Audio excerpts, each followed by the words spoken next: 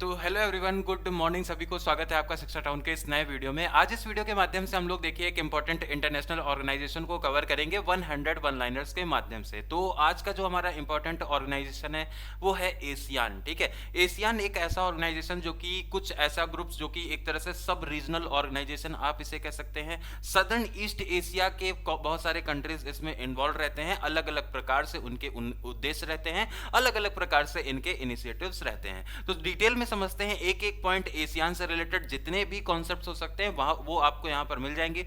One shot ये video होने वाला है जहां पर इंपॉर्टेंट हम लोगों की आगे की जो समिट्स हैं उनके बारे में जानकारी मिलेंगी। जो इससे पहले जो चीजें हो रखी हैं वो भी हमें पता चलेगा। एक हिस्ट्री इसकी क्या है वो भी हमें पता चलेगी। इसके अलावा इसके ऑब्जेक्टिव्स क्या हैं, इसका क्या क्या आउटपुट रहा है, करंट में इसका क्या सिनेरियो है, ये सारी चीजें आपको आज के इस वीडियो में पता चलेगी। इसके अलावा आपको बता दें उत्तराखंड प्रवक्ता भर्ती से रिलेटेड हमारा जो बैच कोर्स है वो चल रहा है शिक्षा टाउन पर। आप किसी भी क्यूआर कोड को स्कैन करके हमारे पास में हमसे कांटेक्ट कर सकते हैं। इसके अलावा 2 मोबाइल नंबर भी आपको दिए गए हैं, इसके माध्यम से भी आप हमसे कनेक्ट कर सकते हैं। तो देखिए एशियान के बारे में 100 वन लाइनर्स हम लोग यहां पर पढ़ने जा रहे हैं। सबसे पहले आप लोगों को यह ध्यान में रखना है कि एशियान का फुल फॉर्म क्या होता है। पहला जो सबसे ज्यादा पूछा जाता है वो है इसका फुल फॉर्म। सबसे पहले आपको ध्यान रखना है ये एक एसोसिएशन है किसका, ये साउथ ईस्ट जो नेशंस है ना, साउथ ईस्ट एशियन नेशंस जो हैं ये उसका एक ऑर्गेनाइजेशन है। अभी मैप के माध्यम से भी देखेंगे एक एक कंट्रीज कहां पर पोजीशनड है ना, और क्यों इसे साउथ ईस्ट कहा जा रहा है। तो देखिए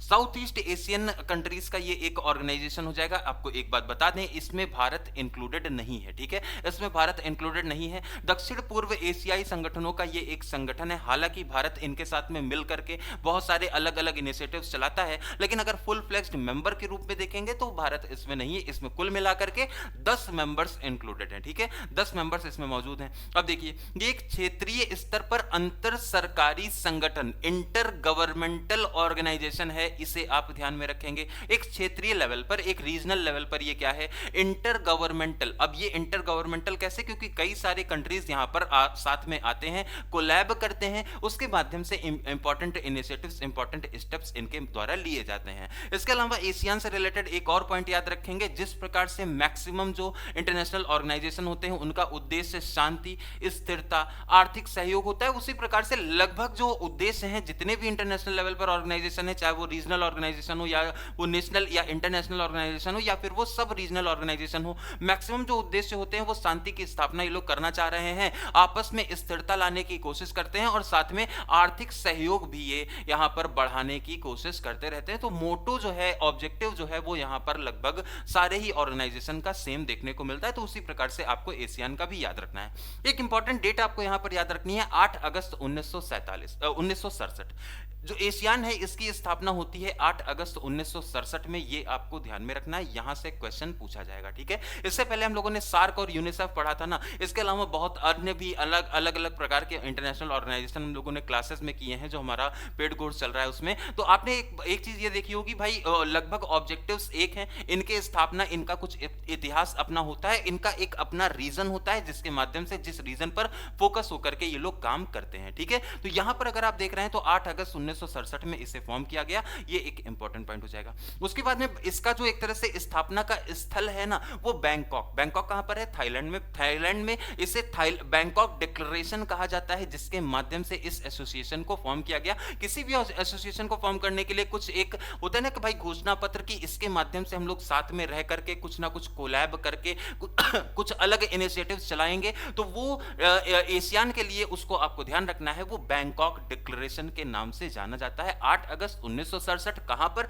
बैंकॉक थाईलैंड में। और कौन सा डिक्लेरेशन, बैंकॉक डिक्लेरेशन, ये भी आपको ध्यान में रखना है। ठीक है, आगे बढ़ते हुए हम लोग देखेंगे कि इसमें 5 ऐसे देश थे जो कि संस्थापक, फाउंडिंग मेंबर्स हुआ करते थे। आपको भी पता है कोई ऐसे ऑर्गेनाइजेशन बना या फिर एक छोटी सी कोई कंपनी भी बनती है तो फाउंडिंग मेंबर्स उसमें कुछ होते हैं, उसके बाद में और भी लोग उससे जुड़ते चले जाते हैं। तो अगर एशियान की बात करेंगे तो यहां पर टोटल में 10 लोग हैं, लेकिन 5 यहां पर कितने हैं, 5 यहां पर फाउंडिंग मेंबर्स में आते हैं। ठीक है, सबसे पहला जो फाउंडिंग मेंबर्स आ जाता है वो इंडोनेशिया हो जाएगा, है ना। इंडिया नहीं, इंडोनेशिया है, याद रखेंगे, ठीक है। इंडोनेशिया इसमें पहला फाउंडिंग मेंबर हो जाएगा। उसके बाद में अगला जो आया वो मलेशिया हो जाएगा, है ना, मलेशिया। इसके बाद में सिंगापुर भी इसी से रिलेटेड है, थाईलैंड भी है, और लास्ट में आपका फिलीपींस आता है, जो कि इन्हीं के फाउंडिंग मेंबर्स में से एक हो जाते हैं, ठीक है। अब देखिए यहां पर आप लोगों को एक मैप दिख रहा है, ठीक है, एक मैप दिख रहा है जिसके माध्यम से एशियान ग्रुपिंग आपको देखने को मिलेगी। सबसे ऊपर अगर आप देख रहे हैं तो आपको लाओस दिखेगा। लाओस के बाद में और थोड़ा सा नीचे आएंगे तो वियतनाम है। वियतनाम के बाद में आपको म्यांमार है, थाईलैंड है, कंबोडिया है, मलेशिया है, ब्रुनेई है, फिलीपींस है, इंडोनेशिया है। ये मेजर कंट्रीज जो इसके मेंबर्स हैं वो यहाँ पर आपके दर्शाए गए हैं। सिंगापुर भी इसी में है ना। तो कुल मिलाकर के 10 हैं। पोजीशनिंग अगर आप देखेंगे तो ये पोजीशनिंग है इंडिया से भी, इंडिया के, और अगर आप ईस्टर्न साइड में जाते हैं तब आपको ईस्टर्न ये वाला रीजन मिलता है, म्यांमार देखने को मिलता है ना, बॉर्डर इंडिया से बनाता है, म्यांमार हो गया। उसी के बगल में लाओस है, फिर कंबोडिया है ना, वियतनाम है, थाईलैंड है ना, उसके अलावा मलेशिया है, ब्रुनेई है, इंडोनेशिया, सिंगापुर है ना, फिलीपींस। ये 10 कंट्रीज ऐसे हैं जो कि इसके मेंबर्स हैं। इनकी पोजीशन भी आपको याद रखनी है, इनके नाम भी आपको याद रखने हैं, ठीक है। तो अभी तक हम लोगों ने देखे 5 फाउंडिंग मेंबर्स। अब जो बचे हुए 5 हैं वो कौन से हैं? तो कुल मिलाकर के 10 हैं। तो 5 जो जोड़े गए वो कौन है? वो ब्रुनेई है। ये कब जुड़ा है? ये 1984 में इसका मेंबर बना है, ठीक है। तो फाउंडिंग के बाद में और भी लोग इसमें जुड़ते चले गए। 1984 में ब्रुनेई जुड़ता है। उसके बाद वियतनाम जो है वो 1995 में जुड़ जाता है, लाओस यहां पर 1997 में, और उसके अलावा म्यांमार 1997 में, और सबसे लास्ट में कंबोडिया इसमें जुड़ा 1999 के बाद में। इसमें कोई परमानेंट मेंबर इसका नहीं जुड़ा है, ये आप ध्यान में रखिएगा। 10 कुल मिलाकर के इसमें मेंबर्स हो जाते हैं, ठीक है। अब देखिए इसके फ्लैग पर चर्चा करेंगे तो देखिए यहां पर आपको एक इमेज भी दिख रही होगी लास्ट में, थोड़ा सा इसको ध्यान से देखिएगा आप, है ना। देखिए प्रतीक और ध्वज की अगर बात करेंगे तो इसमें एक झंडा होता है, ठीक है। इसमें एक झंडा होता है नीले कलर का। बैकग्राउंड कैसा है? नीले कलर का बैकग्राउंड है। इसमें लाल से बीच में एक सर्कल बना हुआ है, आप यहां पर देख रहे हैं, और उसका सफेद बॉर्डर है ना।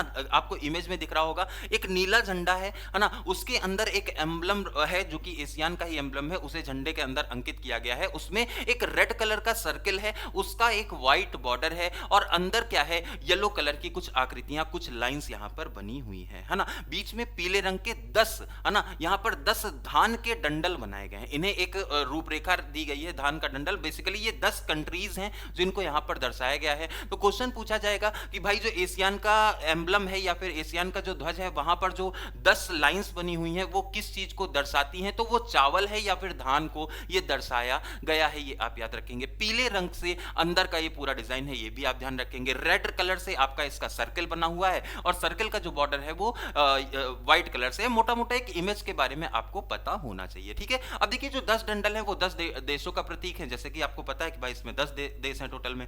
सर्कल जो है वो एकता और एक रूपता का प्रतीक है ना। सारे लोग साथ में रह करके एकता का काम करते हैं। नीला रंग हमेशा से शांति का ही प्रतीक माना जाता है, स्थिरता का प्रतीक माना जाता है। लाल रंग जो है वो थोड़ा सा गतिशीलता, और इसके अलावा ये साहस का प्रतीक भी लाल रंग को कहा जाता है, ठीक है। अब देखिए यहां पर आपका आता है एम्बलम, है ना। अब अंदर जो बना हुआ है झंडे के अंदर जो आपको एक आकृति मिली है वो क्या है? वो इसका एम्बलम है। यहां पर जो सर्कल है ना, कंप्लीट जो सर्कल है वो इसकी यूनिटी को दर्शाने का काम कर रहा है। नीले कलर का मतलब वही पीस और स्टेबिलिटी है। येलो कलर का मतलब प्रॉस्पेरिटी यहां पर देखने को मिलता है। इसके अलावा रेड कलर से यहां पर करेज है, और व्हाइट से यहां पर एक तरह से क्या लिखा हुआ है? प्योरिटी के बारे में लिखा गया है ना। तो शुद्धता, निष्पक्षता, समृद्धि, यही सारी चीजें इन रंगों के माध्यम से दर्शाई गई हैं। तो किसी भी एम्बलम में, किसी भी फ्लैग में जो उनके कलर्स हैं उनसे भी क्वेश्चन बन सकते हैं। हम लोगों ने उन पर भी डिस्कशन कर लिया, ठीक है। अब देखिए आगे बढ़ते हैं। अब इसका जो मुख्यालय है ना, हेडक्वार्टर, अगर आप देखेंगे तो फॉर्मेशन कहां पर हुआ था? फॉर्मेशन आपको याद रखना है ना। उसके बाद में जो इसका मुख्यालय है वो अलग है ना। ये जकार्ता में है। ये कहां है? ये जकार्ता इंडोनेशिया में है। इंपॉर्टेंट पॉइंट हो जाएगा, है ना। अभी तक हम लोग देख रहे थे कि इसका जो मीटिंग हुई थी वो इसका जो डिक्लेरेशन था वो कौन सा था? वो बैंकॉक डिक्लेरेशन था, है ना। बैंकॉक डिक्लेरेशन था थाईलैंड में, है ना। लेकिन इसका जो हेडक्वार्टर बनाया गया ना, ये इंडोनेशिया जकार्ता में। कहां पर? इंडोनेशिया जकार्ता में इसका हेडक्वार्टर बनाया गया। ये भी एक इंपॉर्टेंट फैक्ट हो जाता है, ठीक है। मुख्यालय हो गया एशियन का मुख्यालय कहां पर? ये जकार्ता में हो गया। अब संगठन का जो मुख्य निकाय है, जो सचिवालय है, वो भी हमारा जकार्ता में ही है। एशियन सेक्रेटरीट ये कहां है? ये इसका मुख्य निकाय माना जाता है सचिवालय। जो मेन एक तरह से वर्किंग बॉडी है वो सचिवालय ही है। ये कहां है? ये भी जकार्ता में ही है ना। महासचिव अगर आप देखेंगे तो काओ किम हॉर्न जो कि कंबोडिया से संबंधित है, वो इसके अभी वर्तमान में सेक्रेटरी जनरल है ना। इनका कार्यकाल जो है वो 5 वर्षों का होता है और महासचिव का जो चयन है वो सदस्य देश, जैसे हर एक संगठन में होता है वैसे ही सदस्य देशों के माध्यम से इनका चयन भी होता है।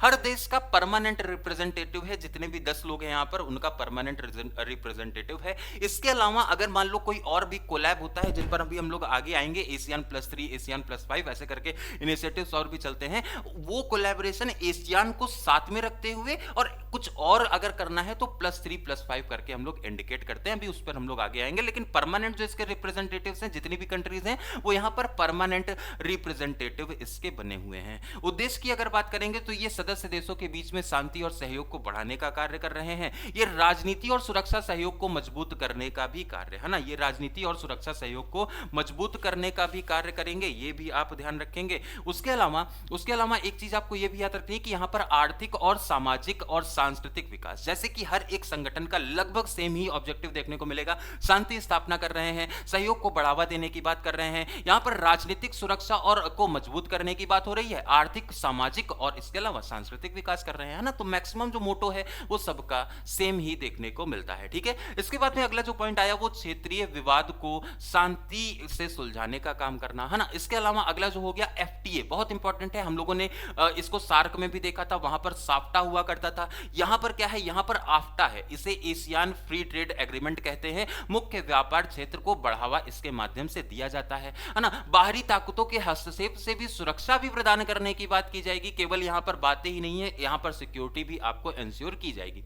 सतत विकास के बारे में, पर्यावरण संरक्षण के बारे में भी यहां पर काम होंगे और मजबूत एक केंद्रीय पहचान का निर्माण भी इसके माध्यम से है ना। यहां पर मजबूत केंद्रीय पहचान का निर्माण भी इसके माध्यम से किया जाएगा, ठीक है। इसके बाद में अगला जो पॉइंट आता है वो आता है कि की बॉडीज और इसके ग्रुप्स, प्रमुख जो संगठन है वो क्या होगा। सबसे पहले आता है शिखर सम्मेलन, एशियान शिखर सम्मेलन। हाँ, एक एशियान शिखर सम्मेलन साल में 2 बार ये आयोजित होता है ना। साल में 2 बार आयोजित होने के बाद में ये एक ARF, यहां पर एक एशियान रीजनल फोरम भी है, जो कि सुरक्षा चर्चा का एक मंच माना जाता है, ठीक है। ये क्या है, ये एक सुरक्षा चर्चा का एक मंच इसे माना जाएगा, ये भी आप ध्यान में रखिएगा। इसके अलावा इसमें एक ASEAN+3 इनिशिएटिव चलाया जाता है, जहां पर एशियान के साथ साथ में जापान, चीन और दक्षिण कोरिया, ध्यान रखेंगे ASEAN+3 में भारत नहीं है, यहां पर चीन है, जापान है और साथ में दक्षिण कोरिया है, ठीक है। चीन, जापान, दक्षिण कोरिया याद रखेंगे। थोड़ा सा एक लोकेशन से भी आप आइडिया लगाइए, है ना। वो जो कंट्रीज हैं वो आपके साउथ ईस्ट एशियन कंट्रीज हैं, है ना। इसके अलावा उसी से थोड़ा सा ऊपर आए तो आपको साउथ चाइना सी दिख रहा है और उसी से जुड़ा हुआ आपको चाइना दिख रहा है और जापान दिख रहा है और साथ साथ में आपको यहां पर दक्षिण कोरिया उसी क्षेत्र से संबंधित है। तो ये 3 आ जाएंगे तो +3 बन जाएगा, ठीक है। अब देखिए यहां पर आप लोगों को दिख रहे हैं एशियान के समिट, है ना। 44th वाला लाओ PDR में हुआ था, है ना। इसके अलावा 43, 42 हर साल ये हर वर्ष जो है वो 2 बार ये समिट्स होते हैं, ये आप याद रखेंगे। 2022 में आपका कंबोडिया में हुआ था, है ना। अब देखिए ये जो 2025 वाला है ये हमारे लिए इंपॉर्टेंट है। यहाँ का एक आदर्श वाक्य, एक आइडियल स्टेटमेंट, ये आपके लिए इंपॉर्टेंट हो जाएगा। इसका जो स्टेटमेंट हो जाता है वो हो जाता है इंक्लूसिविटी एंड सस्टेनेबिलिटी, है ना। इंक्लूसिव होना का मतलब क्या है, समावेशी चीजों को हम लोग करेंगे। सस्टेनेबल का मतलब यह है कि सतत विकास हम लोग यहाँ पर कर रहे हैं, उस चीज को हम लोग आगे प्रोत्साहित करने की कोशिश कर रहे हैं। तो इंक्लूसिविटी भी होगी और सस्टेनेबिलिटी भी होगी, ये 2025 का इसका उद्देश्य है। कहां पर होना है ये, तो ये मलेशिया में होगा। 2025 वाला जो है ना, ये इसका एक सिंबल जो कि एक आयोजित किया गया, ऑफिशियल वेबसाइट पर इसे जारी भी कर दिया गया। एशियान मलेशिया 2025 में आयोजित होगा, अगला वाला ये आप ध्यान में रखिएगा, ठीक है। अब देखिए इसके बाद में एशियाई जो समिट है इसमें 18 देशों की, है ना, ईस्ट एशिया समिट, ये EAS है। इसमें एशियान के सारे लोग हैं, लेकिन 18 देशों की उच्च स्तरीय बैठक को ईस्ट एशिया समिट कहते हैं, ये आप ध्यान रखेंगे। आफ्टा हम लोगों ने बात की, भाई व्यापार का मुफ्त जो समझौता है वो आफ्टा कहलाता है। AEC याद रखेंगे, एक आर्थिक एकता के लिए बनाया गया एक कम्युनिटी है, जिसे हम लोग एशियान इकोनॉमिक कम्युनिटी कहेंगे, AEC, ठीक है। इसके अलावा देखिए याद रखेंगे आफ्टा किससे रिलेटेड है, फ्री ट्रेड एग्रीमेंट हो गया। AEC किससे रिलेटेड है, ये इकोनॉमिक कम्युनिटी है। ये क्या है, ये एशियन की एक इकोनॉमिक कम्युनिटी है।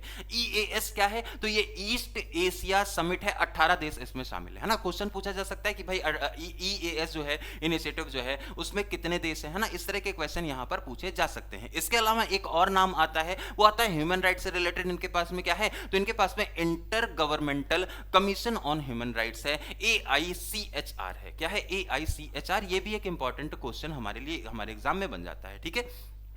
अब देखिए आर्थिक पहलों पर क्या क्या आ जाता है ना, पैसा, क्योंकि सबसे ज्यादा जो इंपॉर्टेंट है वो क्या है, वो पैसा है। हर एक देश, कोई भी संगठन किसी भी चीज में प्रतिभाग अगर कर रहा है, वो उसके पीछे रीजन क्या है, पैसा है ना। मुख्य जो है आर्थिक विकास, ठीक है। तो एशियान जो जीडीपी अगर आप देखेंगे तो 2023 का जो अनुमान लगभग ये 3.9 ट्रिलियन डॉलर की इसकी पूरी जीडीपी है। जितनी भी कंट्रीज है उनको मिला करके एक कॉमन जीडीपी जो 10 कंट्रीज की है वो क्या है, वो 3.9 ट्रिलियन डॉलर्स की ये जीडीपी है, 2023 का अनुमान था, ठीक है। दुनिया की अगर देखेंगे तो पांचवी सबसे बड़ी अर्थव्यवस्था एशियान को माना जाता है, ठीक है, पांचवी सबसे बड़ी। उसके अलावा जो एशियान एफटीए है वो सदस्य देशों के बीच में, याद रखेंगे सदस्य देशों के बीच में ही होता है सब कुछ। जैसे वहां पर साफ्टा था, यहां पर आफ्टा है। आफ्टा जो है इनके 10 जो मेंबर्स हैं उनके बीच में फ्री ट्रेड एग्रीमेंट होगा, क्योंकि ट्रेड एक बहुत बड़ा रेवेन्यू का सोर्स होता है और उस चीज को लागू करना बहुत ज्यादा घाटे वाला भी होता है किसी भी सरकार के लिए। तो इस वजह से मेंबर्स को थोड़ा सा सहूलियत, ताकि ट्रेड बढ़ पाए, ताकि रोजगार उत्पन्न हो पाए, ताकि उनके पास में सर्विसेज नई नई प्रकार की आ पाए। इस वजह से वो कुछ ना कुछ ऑर्गेनाइजेशंस के माध्यम से फ्री ट्रेड एग्रीमेंट्स किए जाते हैं, है ना। तो वो आफ्टा हो जाता है। इसके बाद में RCEP, एक ये भी चर्चा में बना रहता है, रीजनल कॉपरेशन इकोनॉमिक पार्टनरशिप, जो कि एशियन के माध्यम से होता है। ये भी आप ध्यान में रखिएगा, ठीक है। अगला जो इनिशिएटिव रहा वो RCI जो है वो दुनिया का सबसे बड़ा व्यापारिक समझौता इसे माना जाता है, RCEP। इस पर हम लोग कभी बात करेंगे, इकोनॉमिक का हालांकि ये पार्ट है, इस पर RCEP पर हम लोग बात करेंगे। ये समझौता क्या है, शॉर्ट वीडियो के माध्यम से इस पर कभी हम लोग डिस्कस करेंगे। वर्तमान में आगे बढ़ते हैं। AEC जो है वो इकोनॉमिक कम्युनिटी, ये 2015 में बनी थी, ठीक है, 2015 में बनी थी। डिजिटल कनेक्टिविटी पर यहां पर जोर दिया जाता है, जितने भी चीजें हैं वो डिजिटली हो, है ना। और स्मार्ट सिटी नेटवर्क के इसमें 26 शहर, है ना। इन कंट्रीज के कितने शहर, यहां पर 26 शहर शामिल हैं, ये भी आप ध्यान में रखिएगा, ठीक है। अब देखिए इसके बाद में आता है कल्चरल कॉपरेशन, ठीक है। कल्चरल कॉपरेशन में अगर आप बढ़े तो यहां पर एशियन यूनिवर्सिटी नेटवर्क, उच्च शिक्षा सहयोग के लिए यहां पर एशियन नेटवर्क, एक तरह से यूनिवर्सिटी नेटवर्क बनाया गया है, ये भी कल्चरल प्रोग्रेस के लिए। एशियन डे हम लोग 8 अगस्त को मना रहे हैं।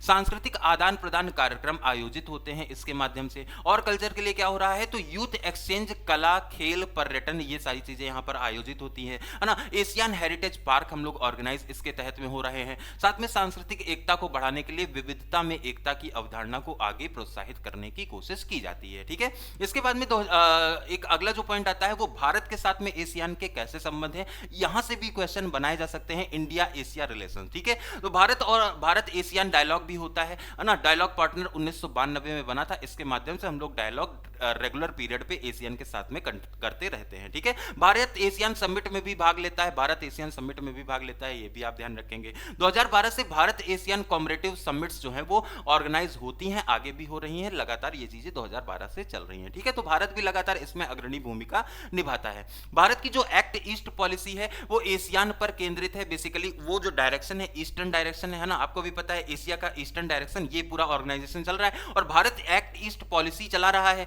इसके माध्यम से डायरेक्टली कॉन्ट्रैक्ट किससे होगा, एशियन कंट्री से होगा। तो हम लोग एक्ट ईस्ट पॉलिसी के माध्यम से भी एशियन से जुड़े हुए हैं, ये आपको ध्यान रखना है ना। भारत RCEP से तो बाहर है ना, लेकिन एशियन के संग में व्यापार को ये बढ़ाता है। RCEP से बाहर रह करके भी ये एशियन के साथ में व्यापार को ये बढ़ाता है। त्रिपक्षीय हाईवे का निर्माण यहाँ पर भारत म्यांमार और थाईलैंड के बीच में भारत ने ही किया है ना। तो हम लोग यहाँ पर इंफ्रास्ट्रक्चर को भी प्रमोट कर रहे हैं, हम लोगों ने यहाँ पर ओवरऑल कॉपरेशन को भी प्रमोट किया है। हम लोग एक्ट ईस्ट पॉलिसी के माध्यम से इंफ्रास्ट्रक्चर डेवलपमेंट, वहाँ पर रिसोर्सेज के डेवलपमेंट, ये सारी चीजें वहाँ पर कर रहे हैं, ठीक है। और संस्कृति, भाई भारत से ज्यादा सांस्कृतिक अगर धरोहर किसी के पास में नहीं है ना, तो हम लोग बौद्ध धर्म, व्यापार और कला के क्षेत्र में सांस्कृतिक आधार पर भी चीजों को इंप्रूव करने की हर संभव कोशिशें करते हैं, ठीक है। इसके बाद में जो सुरक्षा सहयोग है, सिक्योरिटी कॉपरेशन है, उसमें हम लोगों ने एशियन रीजनल फोरम, है ना, भारत इसमें शामिल है। एशियन रीजनल फोरम में ये एक सिक्योरिटी के लिए बनाया गया एक इनिशिएटिव, एक फोरम है, ठीक है। आतंकवादी विरोधी जो संयुक्त अभ्यास हम लोग लगातार करते रहते हैं, वो आतंकवाद को रोकने के लिए हम लोग लगातार एक्टिव रहते हैं। साइबर सुरक्षा पर यहाँ पर सहयोग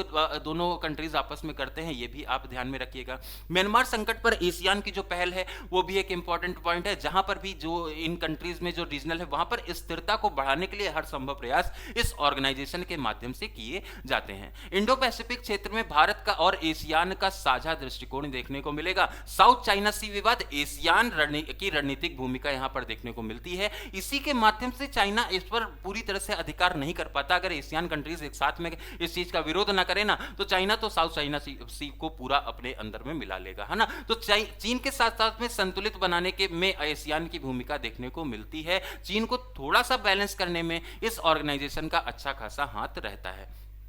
एशियान में अगर देखेंगे महत्वपूर्ण चुनौतियां क्या है, तो क्षेत्रीय स्थिरता का प्रतीक इसे माना जाता है। इंपॉर्टेंस क्या है, क्षेत्रीय स्थिरता का प्रतीक है ये, है ना। विश्व में एशियान का भौगोलिक महत्व है भाई, ये ऐसा रीजन है जो कि पूरे वर्ल्ड को कनेक्ट करने का काम कर रहा है। अगर आप मैप में देखेंगे ना, मैक्सिमम जो व्यापार है वो इसी क्षेत्र से होकर के गुजर रहा है ना। एशियान जो है वो चीन अमेरिका के बीच में जो एक तरह से संतुलन साधने वाला एक संगठन भी माना जाता है। दोनों के बीच में जो एक तरह से विवाद है उनको रोका जा सकता है, वो एशियन के माध्यम से, एशियन कंट्रीज के माध्यम से ऐसा पॉसिबल हो पाता है कई बार, है ना। और सीमा विवाद यहां पर देखने को मिला गया, जैसे जो म्यांमार और थाईलैंड के बीच में सीमा विवाद है वो इसके चैलेंजेस में आ जाएगा। आंतरिक असहमति देखने को मिलती है, म्यांमार पर निर्णय बहुत ज्यादा मुश्किल है। सर्वसम्मति की जो नीति है वो एक बाधा, निर्णय लेने में बाधा होती है। अगर आप सबको मनाने की कोशिश कर रहे हैं ना, तो एक आध फूफा तो नाराज हो ही जाएगा, तो वो डिसीजन फिर बन ही नहीं पाता है। इस वजह से याद रखेंगे सर्वसम्मति की जो नीति है वो एक बहुत बड़ी बाधा इसके डिसीजन मेकिंग में रहती है। संसाधनों की असमानता है, आर्थिक अंतर देखने को मिलते हैं हर एक कंट्री में, है ना। इस वजह से संसाधन जो है वो सबके पास बराबर नहीं है, और आप चाहते हैं कि कॉपरेशन एक बराबर लेवल पर हो, तो वो भी एक बहुत बड़ा चैलेंज एशियान में होता है। बाहरी शक्ति का हस्तक्षेप यहां पर देखें तो विशेषकर दक्षिण चीनी सागर जो है वो यहां पर लगातार बहुत ज्यादा एक वृहद स्तर पर यह हस्तक्षेप देखने को मिलता है एशियन कंट्रीज के अंदर, ठीक है। अब यहां पर कुछ इंटरेस्टिंग फैक्ट्स पर हम लोग बात कर लेते हैं कि एशियन देशों की जो आबादी है वो लगभग 67 करोड़ से ज्यादा है, ठीक है, 67 करोड़ से ज्यादा। इसका कुल जो क्षेत्रफल अगर आप देखेंगे एशियन कंट्रीज का, तो लगभग 4.5 मिलियन स्क्वायर किलोमीटर, ठीक है, 4.5 मिलियन स्क्वायर किलोमीटर। संयुक्त राष्ट्र में विशेष प्रेक्षक जो है वो एशियन, इसे संयुक्त राष्ट्र में विशेष प्रेक्षक की भूमिका भी ये निभाता है। अफ्रीकी संघ हो गया, ईयू हो गया, जैसे संगठन में संवाद भी करने का काम एशियन कंट्रीज करती हैं। एशियन डिजिटल इकोनॉमी तेजी से बढ़ती हुई एक अर्थव्यवस्था है। अभी हम लोगों ने जो एक फिगर देखा है वो बहुत तेजी से ग्रोइंग एक फिगर है। पॉपुलेशन भी अच्छी खासी इसकी है। 2007 में आधिकारिक रूप से इसे एशियन फ्लैग को अपनाया गया था। हर साल अलग थीम इसकी होती है, ये आप ध्यान रखेंगे। चेयरमैनशिप, हर साल एक नया देश इसका चेयरमैन बनता है, ये हम लोगों ने चेयरमैन पर डिटेल में बात की है। कमेंट सेक्शन में आप लोग तुरंत बताइए इस समय वर्तमान में, है ना, वर्तमान में इस एशियन का जो 2025 का समिट होने वाला है उसकी चेयरमैनशिप किसके हाथों में है। आगे बढ़ते हुए अगला जो पॉइंट आया, भविष्य की दिशा इसकी क्या है, तो एशियन 2040 का विजन अपना पेश करता है, जिसमें विकसित क्षेत्रीय संगठन बनाना है इसे, जो एक विकासशील देश की अवधारणा, एक भूमिका है ना, एक जो ग्रुप ऑफ कंट्रीज हैं जो विकासशील हैं, इन्हें विकसित रूप में कन्वर्ट करना इसका आगे 2040 का विजन है। ग्रीन एनर्जी, डिजिटल इनोवेशन पर लगातार इसने जोर देने की कोशिश की है। सुरक्षा चुनौती से सामूहिक जवाब भी देखने को मिलते हैं। इसके अलावा यहां पर आपको एक चीज और बता दें, सदस्य देशों में एकरूपता को बढ़ाने का लक्ष्य होता है। भारत एशियन साझेदारी को और मजबूत करना, क्योंकि हम लोग चला रहे हैं एक्ट ईस्ट पॉलिसी, तो इंडिया को एशियन कभी भी इग्नोर नहीं कर सकता। इंडिया के साथ में रह करके ही एशियन को काम करना है ना। एशियन 21वीं सदी का महत्वपूर्ण भू राजनीतिक संगठन बन चुका है और लगातार इसमें अग्रणी विकास देखने को मिल रहा है। आगे आने वाले समय पर एक स्कोप भी अच्छा है।